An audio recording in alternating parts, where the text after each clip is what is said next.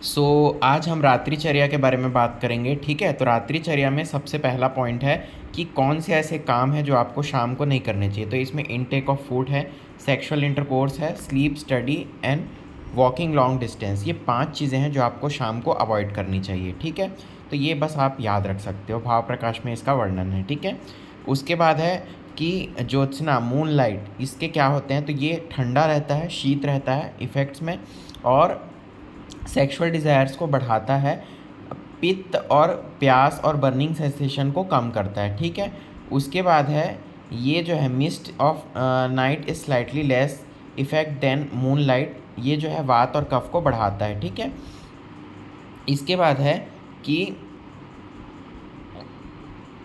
जो रात के जो अंधेरा है वो डर, भ्रम और कन्फ्यूजन वगैरह को क्रिएट करता है। जैसे कोई आप कहीं जा रहे हो तो आपको दिशा वगैरह जो है वो देखने में तकलीफ़ होती है। कफ को कम करता है ये, और सेक्सुअल डिज़ायर को जो है वो बढ़ाता है। ठीक है, रात्रि का भोजन क्या है कि रात्रि के आपको मील खाना जो है वो पहले प्रहर में जो है 3 घंटे वो उसमें लें, और थोड़ा क्वांटिटी इसका जो सुबह और शाम के नाश्ते के बाकायदा आपको कम करना है। ठीक है, उसके बाद क्या है कि भोजनोत्तर कर्म, एक्टिविटीज़ आफ्टर टेकन फूड, क्या क्या काम आपको खाने के बाद करना चाहिए।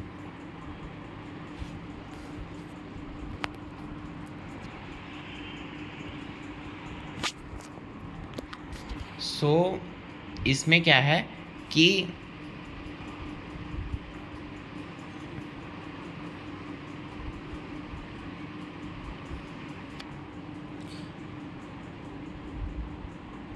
मतलब कि वही है, आपको खाना खाना है तो उसके बाद जो है आपको मेनली, एक मिनट, खाना खाने के बाद आपको वही है कि डाइजेस्टेबल, बहुत ही मतलब डाइजेस्टेबल फूड खाना है, और उसके बाद बहुत ही ठंडे दिमाग से और भगवान को प्रेयर वेयर करके आपको सोने के लिए चले जाना है। ठीक है, उसके बाद है बेड वगैरह एकदम साफ़ सुथरा होना चाहिए आपका, है ना।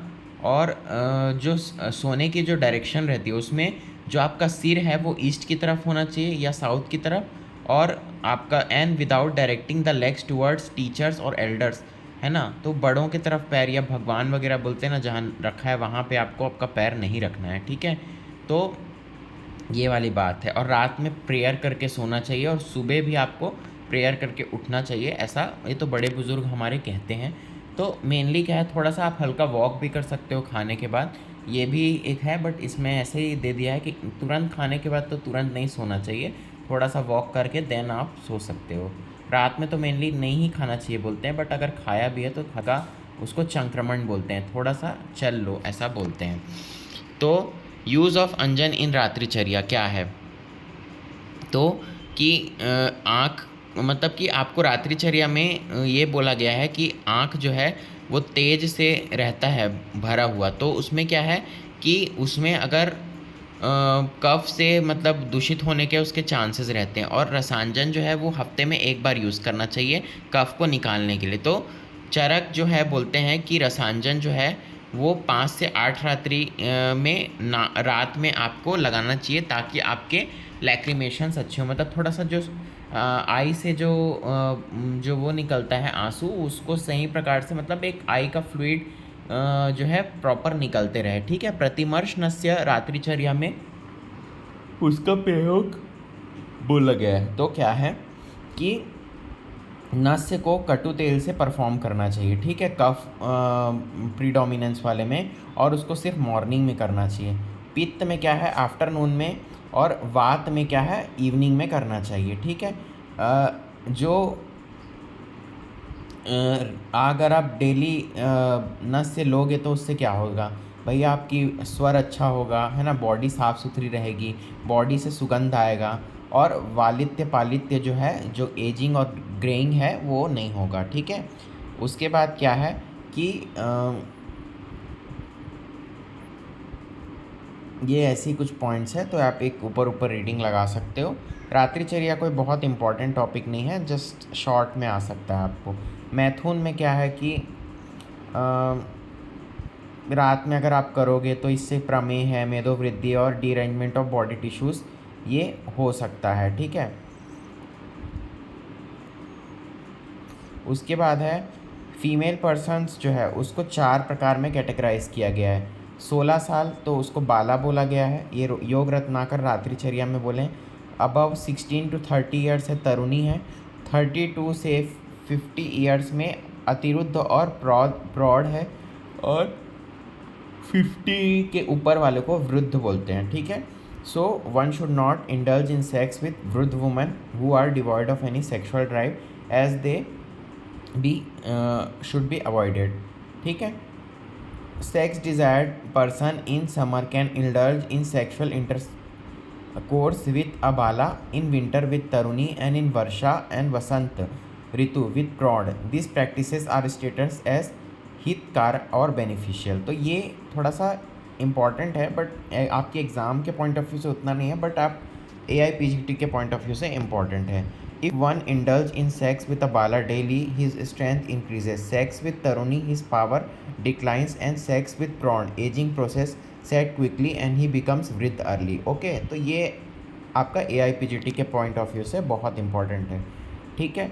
फ्रेश मील और बाला है ना, स्त्री और मिल्की फूड, और ये सब जो है 6 फैक्टर्स हैं जो स्ट्रेंथ बढ़ाते हैं, ठीक है। इसके बाद ये आगे के कुछ पॉइंट्स हैं कि फैक्टर विच रिड्यूस स्ट्रेंथ, है ना। तो इसमें क्या है भाई, जो एजेड वुमेन है ना, और हाफ फॉर्म कर्व्स है ना। और उसके बाद है sex in early hours of the day and sleeping in early hours of day, है ना। ये सब जो है आपका स्ट्रेंथ को डिक्रीज़ करता है, ठीक है। उसके बाद है if aged person indulge in sex with तरुणी, है ना, he becomes younger. On the contrary, if a person engages sexually with an old women he becomes weaker and weaker. ये स्टेटमेंट बेस में क्वेश्चन आ सकता है, ठीक है। तो बेनिफिट्स ऑफ सेक्सुअल इंटरकोर्स क्या है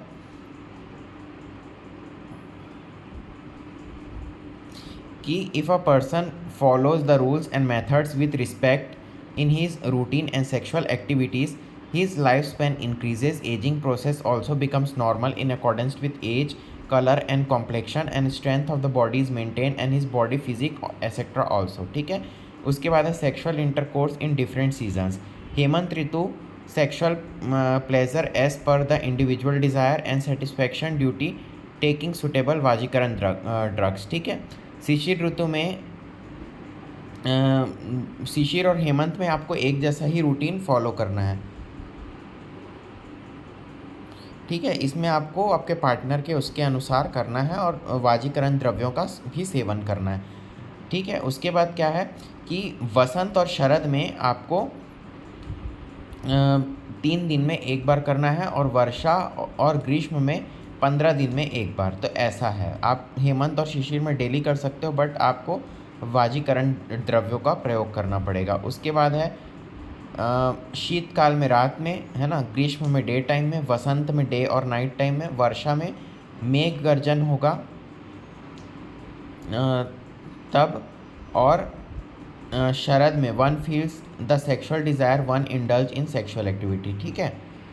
ऐसा है, तो इसके लिए कहा गया है। टाइम फॉर सेक्सुअल इंटरकोर्स क्या है कि one according to some other opinions a wise man should have sexual encounter once in 3 days except in grishma where, है ना। तो इसमें 15 दिन में बोला गया है, ठीक है। तो अब अनसुटेबल टाइम क्या होता है सेक्सुअल इंटरकोर्स का, तो अर्ली आवर्स है मॉर्निंग इवनिंग का, है ना।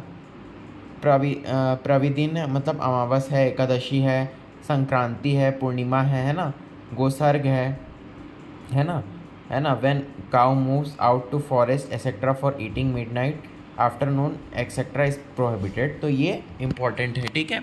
अब क्या है प्लेस फॉर सेक्सुअल इंटरकोर्स, तो person who had consumed food that contain ghee milk who is unfearful healthy young, है ना, should enjoy sex with his woman at a lonely confidential place है ना। तो ये कुछ बातें हैं कि मतलब आपको जब जगह का चुनाव कैसा करना है, और आपको क्या है मतलब अच्छी जगह होनी चाहिए, थोड़ी शांत जगह होनी चाहिए, है ना। और उसके बिफोर आपको घी वगैरह दूध वगैरह खा पी के रेडी रहना है, ठीक है।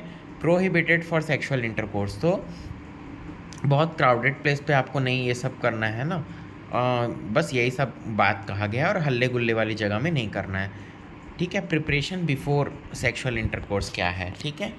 तो इसमें क्या है कि आपको जो है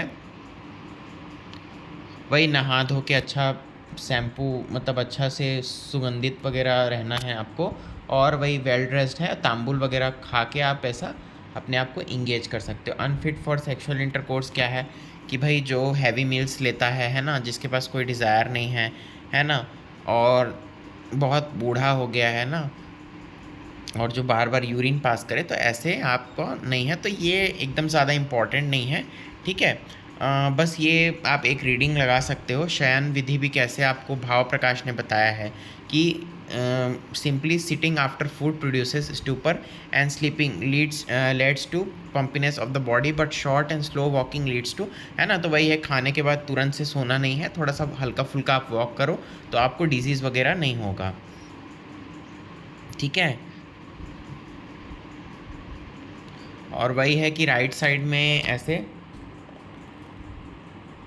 आपको ऐसे करके सोना है, तो ऐसे ऐसे करके कुछ आपको बताया है। अग्नि जो है वो लेफ्ट साइड में होती है ना, above umbilicus, hence the person after taken meal should lie on his left for better digestion. तो ये भाव प्रकाश ने बताया, ये इंपॉर्टेंट पॉइंट है आपके AIPGT के पॉइंट ऑफ व्यू से।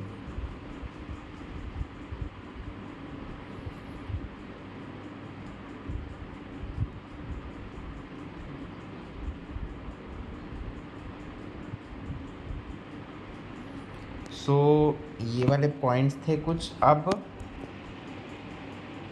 हम जो है ये हमारा जो चैप्टर है ये कंप्लीट हो चुका है, बहुत छोटा सा चैप्टर है।